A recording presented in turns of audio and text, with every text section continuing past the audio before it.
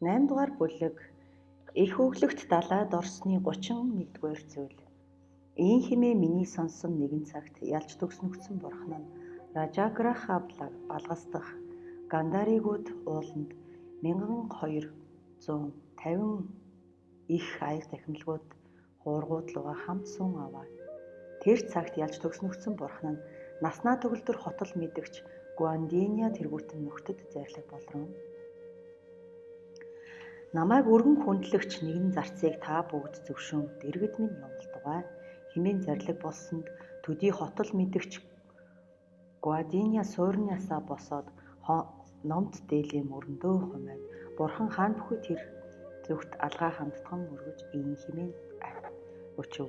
Бурханаа би чиний дэргэд яваад номд дээл ба бадрайгыг чинь барьсгаа хэмээн өчвөөс бурхан зарлаг болров. Гаудиня чи бээр өртөлсөний тул чамд бээр нөхөр хэрэгт атал чи дэргэд минь явж юм хадгалан үл чадмай. Гаудиня чи суурндаа суудгаа хэмээн зарлаг болсон түнчлэн Гашиб ба шарын хүүгэн ба Маха Мудагалиана тэргүүтэн 500 нөхөд бээр бурхны хүндэлсэгүй хэмээн өгүүлвэс бээр бурхан тэднийг эс зөвшөөрсөнд төдий наснаа төгөлдөр эс төржсөн бурхны дэргэд хэнийг явуулах уу хэнийг таалмуу хэмээн сэтгэн оноос бурхан нь аннандыг дэргэдээ явуулах үе тааллыг мэдэж энэ мэт дорн зүгдэх давхарлаг харшийн цоорхой нүхээр нарны гэрэл гарвас өрн зүгийн хавирганд тодорхой ургасан дайтал ялж төгснөгдсөн бурхан бээр хотол нөхдийн дотор нь сэтгэлдээ анандыг дэргэд явахыг таалахыг хамаг нөхөд мэдэж бүрэн. Наснаа төгөлдөр шарын хүүгэн ба Маха Мудагалиана тэргүүтэн ананд хаан бүхий тэнд одоод анандлугаа хамт баясгаланд олон үгийг өгүүлдээд хамт суугаад шарын хүүгэн ба Маха Мудагалиана нар наснаа төгөлдөр анандад ийн хэмээн өгүүлв. Наснаа төгөлдөр ананд чи бурхны дэргэд явж бурхныг өргөн хүндэлдүгэ. Бурхан бээр чамайг дэргэдээ явахыг таалах ажгүй. Бурхныг хүндэлвэс чамд ачин их болмоо хэмээн өгүүлсэнд ананд өгүүлрв. Тойн шарын шашин хөвгүүний бурхны дэргэд сууж юм хадгалахыг үл таалмуу бий. Тэр юуны тул химээвээс ялж төгснөгдсөн бурхан нь бүтээх үе бэрх болоо. Хүлцхүүе бэрх болоо. Энэ мэт гал бадрах нь бүтээх үе бэрх, хүлцхүүе бэрх буйзаа. Тэрхүү ёсоор ялж төгснөгдсөн бурханд бүтээх үе бэрх, хүлцхүүе бэрхийн тул ялж төгснөгдсөн бурхны дэргэд яваад хүндлэхийг үл таалмуу бий. Төдий наснаа төгөлдөр Маха Мудагалиана анандад ийн хэмээн өгүүлв. Ананда бурхан чамайг дэргэдээ явахыг таалахыг адилтайгаас ийм буюу дорн зүгээс давхарлаг харшийн цоорхоогоос нарны гэрэл гарваас бээр өрн зүгийн хавирга тодорхой гийсэн мэд бурхны сэтгэлээр олон нөхдийн дотор ямагт чамайг дэргэд явахыг таалмай. Чи бээр бурхны дэргэд явж өргөн хүндэлвэс чамд их тус болмоо хэмээн өгүүлсэнд ананд өгүүлрв.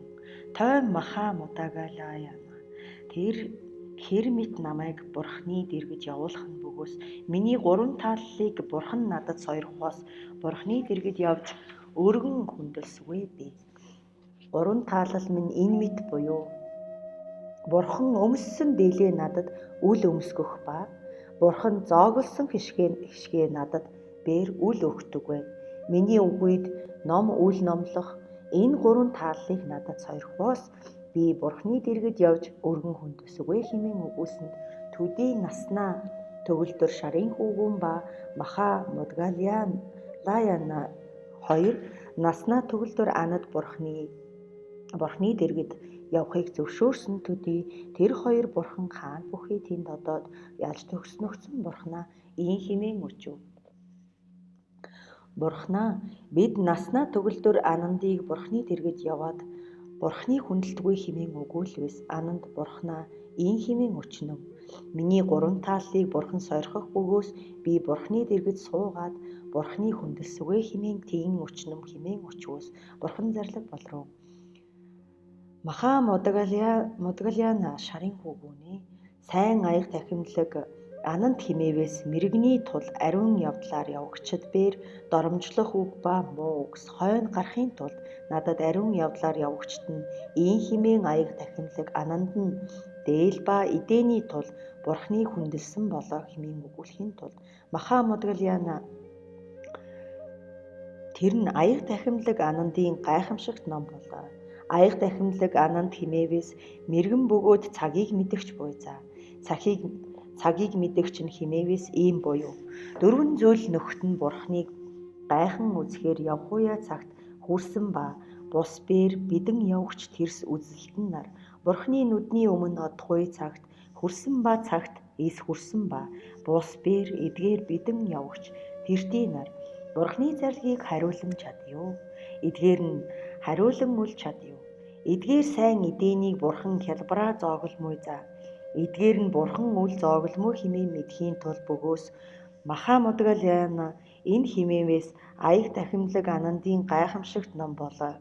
Төдий шарын хүүгүн ба Маха Модгалиана хоёр нь наснаа төгөлдөр анандыг Бурхны дэргэд яваад хүндлэхгүй болсон Бурхан бээр.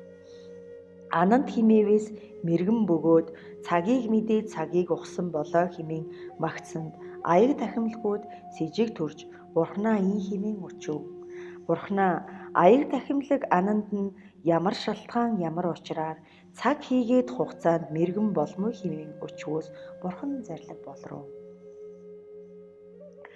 Шарын хүүгүнээ эрт нөхцөн цагдах тоо томшгүй цаггүй галвын урд нь замбуу твд 8 түмэн 4,000 хаадыг эзлэгч нэгэн их хаан бүлгөө.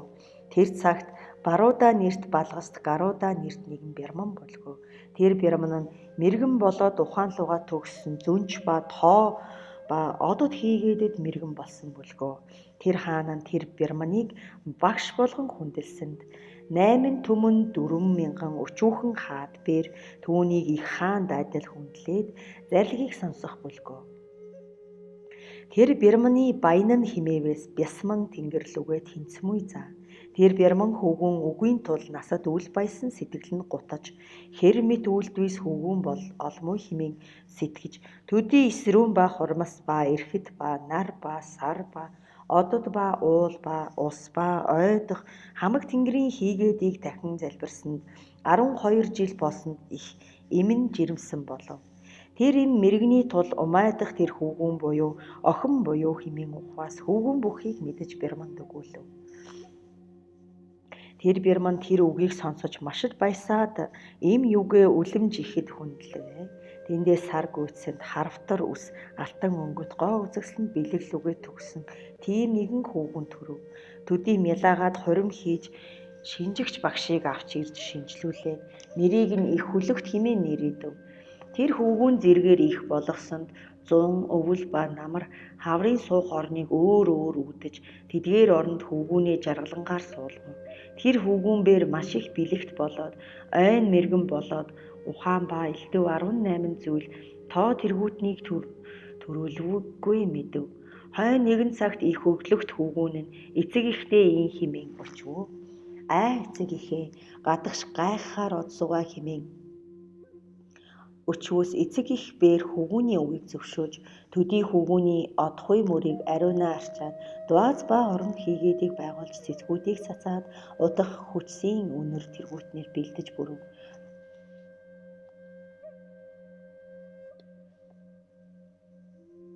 Долоон эрдэнсээр чимсэн нэгэн заад их өглөгт хүүгүнийг унуулж олон зуун мянган тоотон нөхдөөр хүрээлүүлж хингэрэг ба цаан бэлдэн олон хүүг дуунаар тэр хүүгүнийг өмнөөс удирдаж балгасны гадах шодсонд хамаг улс иргэн замын зүүн итгээд баруун итгээд дэх давхарлаг байшингийн дээрээс хамаг бүгдээр нүдээ үл завчин гайхан үзээд ийн өгүүлрүүн. Аяа үүнийг адистад ба цог жавхлан шинжилвээс эсрүүн тэнгэрлүгээ адил болоо хэмээн алдаршив. Тэндээс цааш одсонд навдрахаа дээл өмссөн хаархаа савс барьсан ядуу иргэн тэр хүүгүний дэргэд ирээд их дуунаар гуйсанд их өглөгт тэдний дууг сонсож тэдэнд Та юуны тулд энэ мэд зовлонд болов хэмээн асуусанд зарим нь ийн хэмээн бидэнд эцэг их ба ах дүү ба эм хүүгүүн ба ураг тариг үгийн тул зовсон бүлгөө хэмээлдэв. Зарим нь би өн өвчин хүртсэнд ийм зовлон болов хэмээлдэв. Зарим нь бид дээрэнд булаагтаж юм бээр үгүй тул гуйнам хэмээлдэв. Их өглөгтөн тэдний гуйсан үгсийг сонсож нулимсаа асгаруулад дэндээс бас чанагш олвоос зандалж иргэн адгуусыг алаад арсыг өвчин суун бүхийг үзсэнд их өглөгт хөвгүн тэдэнд аяа та ийм муу үйлээр юу хийнэ бэ хэмээн асуусан тэдгээр өгүүлрүү.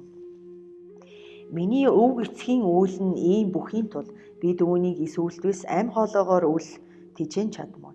Тиймийн тул алах нь тэр бүлгөө хэмээлдэв. Төдий их өглөгт хөвгүн тэдний үл таалан чанагш одвоос тариач иргэн газар хагалсанд олон хорхоо гарсан олон шуу ба могоо тэргүүтэн тэдгээр хорхоог түүж идэхийг үзээд тэндээс асуурав. Та ийм үйлээр юу хийн бөө хэмээн асуусан тэдгээр тариач өгүүлрүү. Бид газар хаглаад хөрөнгө цацаад хойн тариа их гарвас түүгээр амин хоолоогоор тижээгээд хааны албыг бээр түүгээр үзмүү хэмээн өгүүлв. Их өглөгтөн төдий гайхан нис болж чанагш одсонд шуучин иргэн тор ба орхи зүсэнд олон шуу торж баригдаад хоёр жигүүр нь хөсрөө дэлдэн маш айх хэмээн дуун гарч хэвтэн бүхийг их өглөгт хөвгүн үзэн ийм өгүүлрүү. Та эдгээр амьтанд хор хийж юу хийнэ бэ хэмээн асуусан шовуучин өгүүлрүү.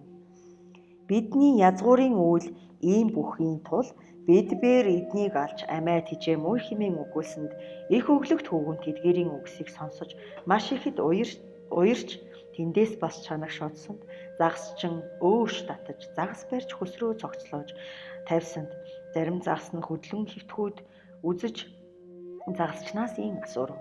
Эдгээр загсаар юу хэмэвэ гэж асуусан загасчин өгүүлрүү. Бидний урд өндөс бээр өөр босод үйл үйлдэн онц загас барьж амиа тижээмүү хэмээн өгүүлв. Их өглөгтөн тэр мэтийг үзэж ийн сэтгэрв. Аяа эдгээр амьтан нь үгээгүй ядсан амин хоолоогоо тижээхийн тулд энэ мэт өөдгүй үйлээр алах тэргүүтнийг үйлцэн. Эдгээр амьтан үхээд сац 3 муу заяан дунаад харанхуугаас харанхуйд одоо тонилхуй заяа хаанд болмоо хэмээн сэтгэж харин харштаа ирээд өдөр шөнө тэдний зовлон сэтгэж үл баясан эцэг юугэн дэргэд одоод эцэг минь би нэгэн үг өчн айлдах бүлгөө өцнийг минь үл эвдэн өгөн сорих хэмээн өчвөөс эцэг нь өгүүлрүү. Хөвгүн чи юу гуйх вэ? Гуйлтыг чинь өгсгөө хэмээн хөвгүнд учруу. Эцэг минь би урд гадагш гарсанд олон хүн дээл ба эдээ үгийн тул маш ядан зовж нэгнээ алах ба худал өгүүлэх тэргүүтэн ээлдэв зүйл нүгэлт үйлүүлдэхийг үзсэнд тэдгээр амьтанд өглөг өгсгүй хэмээн сэтгэж суун амгүй. Аяа чи их сангуудаа надад өгөн сорхоо. Би өгөөгүй ядуу амьтанд хантал өгсгүй хэмээн өчвөөс эцэг өгүүлрүү. Би эдгээр олон эрдэнэ ба их санг чиний тулд хураасан буй за. Чиний үгийг яахан давмгүй. Өдгөө чи ямар тааллаар бээр өглөгийг өгдөг вэ хэмээн тэр өглөгт хөвгүүнээ эцгэн зөвшөөрч зарлаг болсонд төдий өглөгт хөвгүүн нь хамаг улсад ийм тунхаг тархав. Аяа их өглөгт хөвгүүн их өглөг өгөх бүлгөө эртгүй хэмээн тунхаг тархаасанд хамаг улс иргэн ба тойм ба Бэрман ба гуйланч ба эдээн үгүй хамаг өвчтөн хурж ирээд балгасны гадна завсаргүй дүүрв. Тэдгээр хүн 100 бээрийн газраас 200 бээрээс, 300 бээрээс, 400 бээрээс, 500 бээрээс, 1000 бээрийн цаанаас 2000 ба 3000, 4000 ба 5000 бээрийн цаанаас, түмэн бээрийн цаанаас хамаг бүгд үйл мэд хурж байв. Эдгээр дээл хүсэгчт нь дээл ба эдээ хүсэгчт нь эдээ хүмүүс. Эрдэнэ ба алт ба мөнгө ба биндрия ба мусарга ба унлаг ба хөлөг ба сандаали цэцэглэг ба орон ба адгуус тэргүүтний юуны хүсвээс тэрхүү ёсоор өгөв. Тэр мэд өглөг өгч өн болсонд санг 3% болгож нэгэн ангийг барсанд сан сахигч хүн Бэрмандын хэмээн өгүүлв. Хөвгүүн чи сангуудыг өглөгт өгч 3-аас 1% өгч баржээ. Өдгөө 2% үлдсэн бүлгөө. Санг өглөгт өгч барваас зочид ба ураг тариг ирвээс юугаар дайлмай. Худалдаж хувилгах эд үгүй болвоос хэрхмүү хэмээн өгүүлсэнд Бэрман өгүүлрүү. Би энэ хөвгүүнийг асарсны тулд түүний өглөг өгөхийн яахан байлгамуу. Сан хоосон болвоос яахан хэмээн өгүүлсэнд тэндээс бас өглөг өгч өн болсонд 2% барж 1% үлдэв. Төдий тэр сан сахигч тэр хүн Бярманд ийм өгүүлрүүн ноён минь өвгөн чинь өглөг өгсөөр 2% санг барж 1% үлдлээ. Өдгөө ураг тариг ба зочид иргэн ирвээс яахан дайлмуу. Худалдаж хувилгах ямар эд таваар хоцрохгүй ажгүй. Хэрэгсвэ хэмээн өчвөөс Бярман өгүүлрүүн. Би хөвгүүний өглөг өгөхийг тасалж үлж чадмгүй. Сан сахигч чамд арга буй бөгөөс чи аргалтгаа хэмээн өгүүлсэн. Төдий сан сахигч хүн ноёны зарилгаар сангийн хаалгыг хааж цааш нааш хэрэгэ бүтээн одсонд гуйгч хүмүүс их өглөгт хөвгүүний дэргэд ирвээс заримд нь сан хадгалагч хүнийг үл олон хэрвээ олвоос бээр таалснаар өглөгийг ис өгүүлсэнд их өглөгт хөвгүн ийн хэмээн сэтгэрүүн. Сан хадгалагч хүн ийн уруулж өглөгийг минь саад хийж үл чадмгүй. Магад эцгээс минь зарлагтай буйцаа. Эцгийн санг хоосон болгоос үл болох. Өдгөө би ямар арга сэдвээс чандам нь эрдэнэ олоод хүнд туслах болов уу хэмээн сэтгэж хамаг хүнээс ийм асуурав. ертөнцид ямар үйл үйлдвээс чандам нь эрдэнэ олмгүй. Олон эрдэнэт болоод баршгүй болоод хэмээн асууваас зарим нь тариа тарваас олон эрдэнэт болмгүй хэмээлдэнэ. Зарим нь адгуусыг тижээвээс олон эрдэнэт болно. Зарим нь хол газраа одоод худалдаж хувилгаваас олон эдэт болмгүй хэмээлдэнэ. Зарим нь далайд ороод чандамныг авбаас олон чандам нь болмгүй хэмээлдэнэ. Төдий тэр их өглөгт хөвгүүн нь тэдний үгийг сонсож ийн сэтгэрүүн. Тариа тарих ба адгуусыг аривдгах ба хол газраа худалдаа хийх тэргүүт нь миний үйлс бус буй за. Ямагт далайд ор чандамныг авах нь миний үйл буюу хэмээн сэтгэж эцэг ихтэй ийн хэмээн өгүүлрүү. Эцэг минь би далайгаас олон чандам эрднийг авч ирээд олон үгээгүй ядуу өглөгт өгсөгөө. Би далайд эрдэнэ авахар од сугай. Намайг илгийн сойрох хэмээн өтсөнд эцэг их хоёр нь түүнийг сонсоод машид айн зочирдож хөвгүүндээ ийн хэмээн өгүүлрүү. Хөвгүүнээ ертөнцидх үгээгүй дутуу заяанаас боловцаа. Чи би ямаа үрж яахан одмгүй. Чи юуныг хүсэж тийм сэтгэмүй. Чи өглөг өгөх бөгөөс харшдах хэдий бүх эд таварыг өгтөгөө. Далайд одож үл болмой. Далай дотор нь орвоос усны аюул, долгион давлгааны аюул, матар зүгий ба хортл ус ба ийм ягшис ба усан өнгөт уул тэргүүтэн маш их жигших мэт олон аюулаас яахан тонилмой. Чи юуныг хүсэж би ямаа үрэх буй за. Чи өөрөө сэтгэдэггүй хэмээн өгүүлсэн. Их өглөгт хөвгүн сэтгсэн ёсоор эс болсны тул ийн тангаргаллаа. Миний сэтгсэн энэ сэтгэлийг хизээ бүтээвээс нааш эцэг их юугийн өмнө элэг уруу их хөвтөж бүү боссугаа хэмээн сэтгэж ийм өчрөө. Эцэг та хоёр мэдтэгвэ. Миний сэтгсэн сэтгэлээр эс болвоос элэг уруу хөвтсөн үүнээс хизээ бээр үл босмоо хэмээн өгүүлсэнд төдий эцэг их хоёр нь үл баясан атал ураг садан амаргуудаа бүгднийг хурааж зөвлөлтөөд далайн дотор олон аюул бүхийг бээр өгүүлрүү. Хөвгүн чи минь 12 он болтол хамаг тэнгэр нарыг тагсны ачаар төрсөн ганц хөвгүн минь бүлгөө. Тийм аюулт газар одох чинь юун бүү хэмээн 1 хоног, 2 хоног, 6 хоног хүртэл элдв зүйл үгсээр саатуулан өгүүлвээс бээр урд өгүүлсэн үгээс эс давсанд эцэг их хоёр нь машид айж ин хэмээн зөвлөлдрөн. Өдгөө энэ хөвгүүний минь сэтгсэн ёсоор эс илгээвээс үл болох ажгүй. Далайд илгээвээс хизээ ирэх болмой за. Эс илгээвээс 7 хоногт хагацах болмой. Өдгөө хөвгүүнээ илгээсгүй хэмээн сэтгэж хөвгүүнээ дэргэд одоод гараас нь бариад хөвгүүн босож идээ идтгвэ. Чандамныг ахуулахаар илгээсгүй чамайг хэмээн өгүүлсэн. Төдий их өглөгт хөвгүүн босоод идэж ундаагүй. Тэндээс гадагш гараад олон хүний ийн тунгаг тархав. Би далайд эрдэнэ авахар одмгүй. Эрдэнэ авахар хэн одох бөгөөс мөрийг минь бээр би удирдсугай. Хэрэглэгт хүнийг би бэлдсэвэ хэмээн тунгаг тархаасанд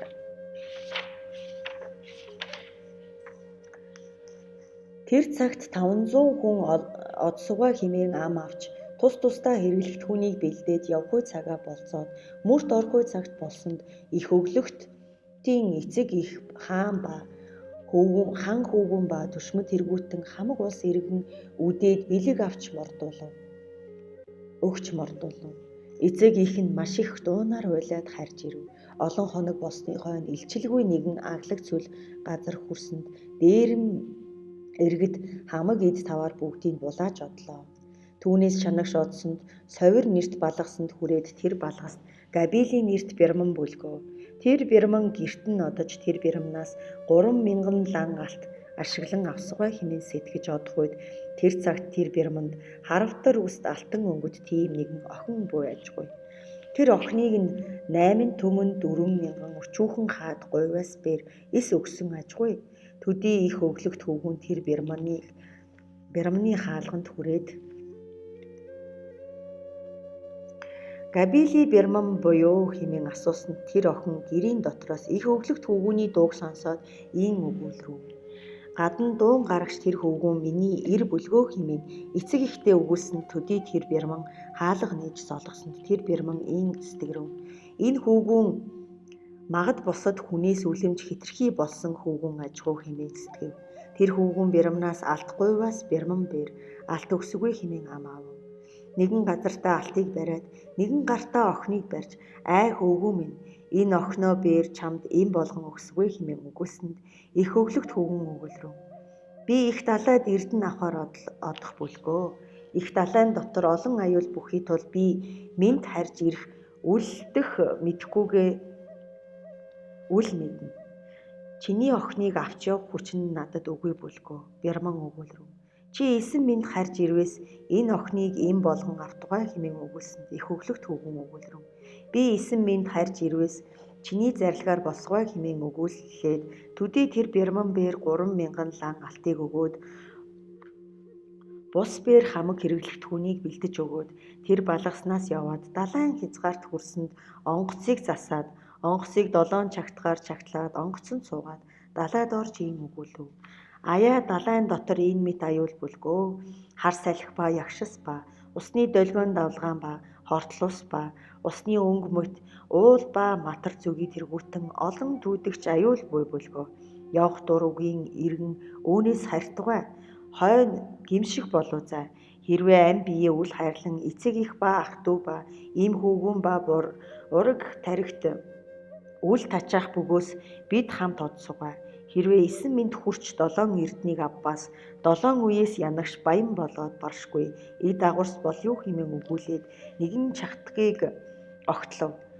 Түүнчлэн 7 хоног болтол өдөр тутам тийм хэмээн өгүүлээд нижгээд чагтсыг огтолж дууссаны салхинаа хийж онгоцонд нь харавсан сум мэт хурднаа одов. Тэндээс тэдгээр худалдаачин эрдэнэт хойгт хүрсэнд их өглөгт хөвгүүн нь олон сонссон бөгөөд эрдэнсийг шинжлэх үед мэргэн бүхий тул эрдэнсийг сайн муу хэдий чинээ үнэт эрдэнсийг хамаг худалдаачинд ийн хэмээн зааж өгөв. Ийм өнгөт эрдэнэ нь хөнгөн болсон их үнэт буюу өдгөө эдгээр эрдэнэт хүнд болвоос бээр үнэн өчүүхний тул үл автъю. Үлэмж их авбаас бээр онгоц усанд живэх болмой. Асар өчүүхэн авбаас сэтгэл үл ханахын тул төдий чинээ зөвийг авч явсгай хэмээх тэргүүтнээр зааж өгөөд тэдгээр эрдэнсийг онгоцонд тавиад эд эрдэнсийг үл хөндөгтөн хэмээн өгүүлээд янагш хайрж ирэх цагт их өглөгт хөвгүүн нь хамаг худалдаачинд ийн хэмээн өгүүлв. Худалдаачдаа та эсэн минь дээр хайртугай. Би лусын хааны орд харшаар чандман эрднийг авахаас нааш үл харимуй хэмээн өгүүлсэнд төдий хамаг худалдаачин их дуунаар уйлаад гаслалцсан ийн хэмээн өгүүлв. Их удирдагч богд чи зарц болоод бид хамаг худалдаачин ирсэн бүлгөө. Өдгөө чи ийм газарт биднийг төвчж орхиж үл явах бөгөөс бид бүгдээр эсэн минь гэртээ үл хүрээд төөрч өгөхгүй болмой. Тийм хэмээн өгүүлсэнд их өглөгт хөвгүн өгүүлрэв. Худалдаачин та бүгдийг аюулгүй эсэн минь гэртд нь хүргэхийн тулд би хутаг гуйсгүй хэмээн өгүүлээд хүчсийн сав гартаа бариад 4 зүгт тахиж ийн хэмээн өгүүлв. Би эрднийг аваад үгээгүй амьтанд өглөг өгөх буй за. Тэр өглөгийн буйнаар Бурхан худаг олохын тулд болоо. Миний өгүүлсэн энэ үг үнэн болоод худаг гуйсны ёсоор бүтэх бөгөөд эдгээр худалдаачин эрдэнэ л үгээс сэлт гайд зэтгэргүй эсэн мен дээр замбуу твд хялбар хүрэх болтугай. Тийм хэмээн худаг гуугаад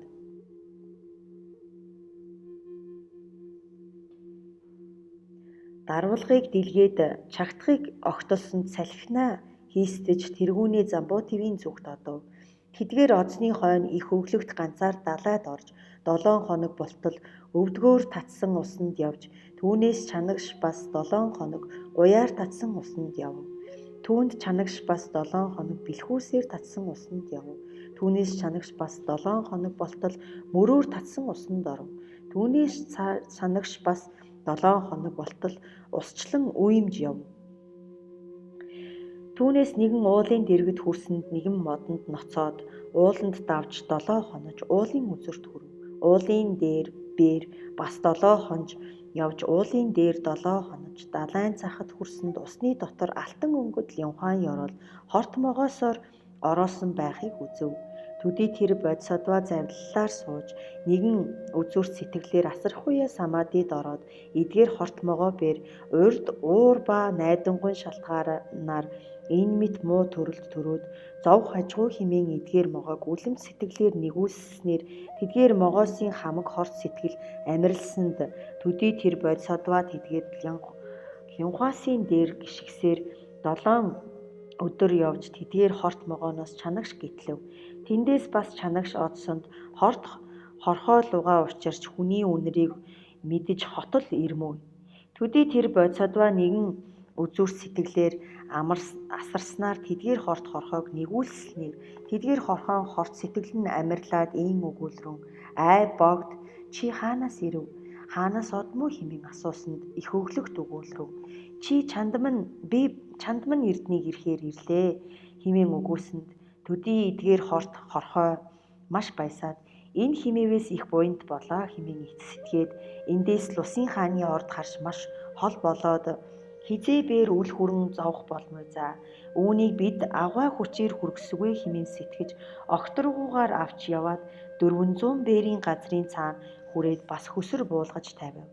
Төдий тэр их өглөгт хөвгөн тэр орноос чанагш одсонд үн үл удан нэгэн мөнгөн хотыг үзээд энэ лусын хааны орд харш буюу хэмээн сэтгээд ойр одсонд тэр хотын гадуур 7 суугаар хүрээлүүлсэн аж гуй.